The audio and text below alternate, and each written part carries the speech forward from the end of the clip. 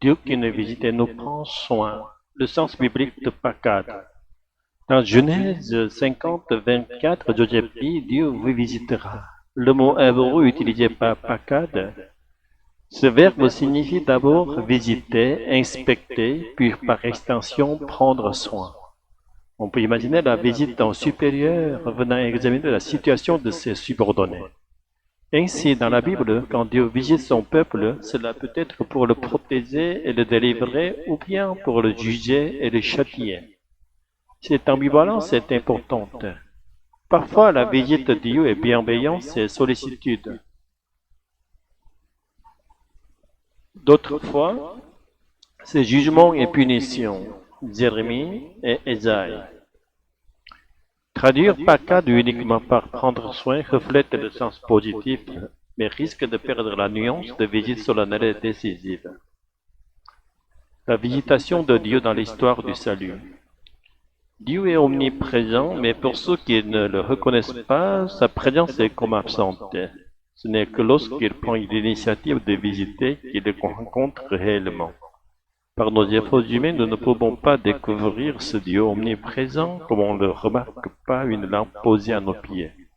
Mais Jésus a proclamé qu'à partir de sa venue, quiconque cherche Dieu le trouvera.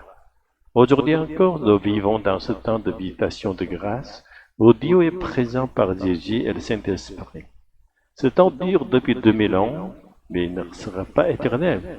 Si le Fils et le Père sont au ciel et que seul l'Esprit est envoyé, c'est pour retarder le temps de la visitation de jugement. C'est pourquoi il est urgent en ce temps de visite bienveillante de rencontrer Dieu comme celui qui nous sauve et prend soin de nous. La consolation du Saint-Esprit aujourd'hui. La scène de Genèse 50, 24 est le testament spirituel de Joseph. Avant de mourir, il annonce à ses frères, même si lui s'en va, Dieu lui-même les visitera et prendra soin d'eux. Alors que nous approchons de la fête de Chuseok, la grande fête coréenne des récoltes, souvent appelée Action de grâce coréenne, nous nous souvenons de ceux que nous aimions et qui sont déjà partis.